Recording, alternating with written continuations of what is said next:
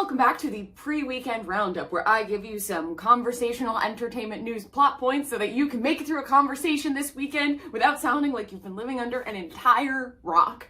Here we go.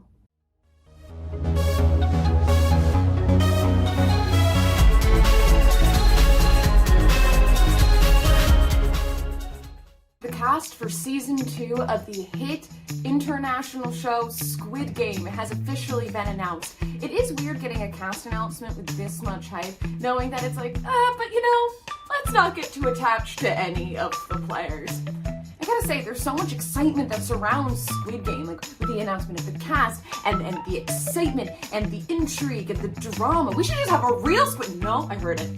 Yeah, you thought about it, didn't you?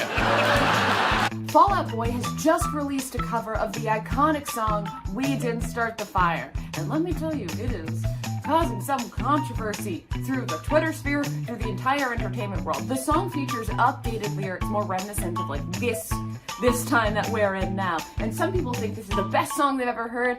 Others truly, truly hate it. I gotta say, Fall Out Boy, it sounds like you guys did start the fire.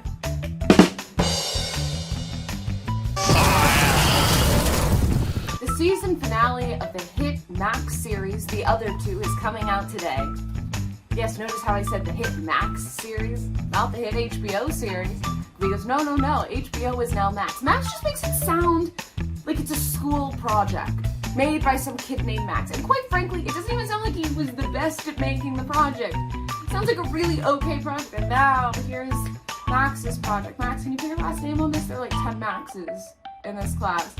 I understand that you thought this was going to be a different kind of joke, but I'm too busy trying to sort out this Max from the other two.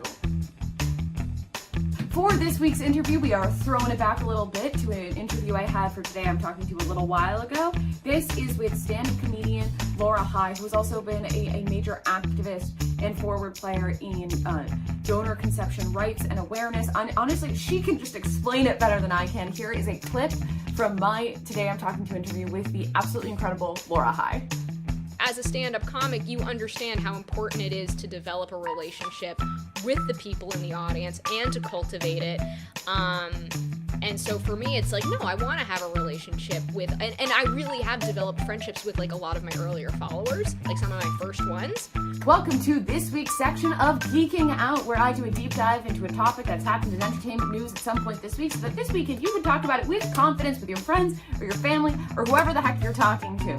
This week we are going to do a deep dive into the Fall Out Boy cover of We Didn't Start the Fire, the song which was originally written and performed by Billy Joel, all about the 1980s. The song came out in 1989, and it really was this kind of time capsule of everything that important, the things that defined the generation. So the Fall Out Boy idea is, okay, let's remake this song in order to kind of encapsulate the time period we're living in now, because it has been one of so much growth and change and everything going on. It's kind of been an update from the time of Billy Joel's song through now, like the 90s, the 2000s, like we're mentioning things like Nintendo and MySpace. Maybe I gotta check the time period on these things. It might be starting later than I thought, but the idea is the same. So basically, there's a lot of controversy over this song. Things are heating up quickly.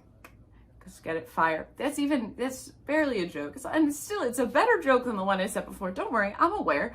I think that with this new song, like, it's a little campy, it's fun, it's like 4th of July weekend is coming. It's like, oh my gosh, perfect summer song, a little bit of nostalgia here and there.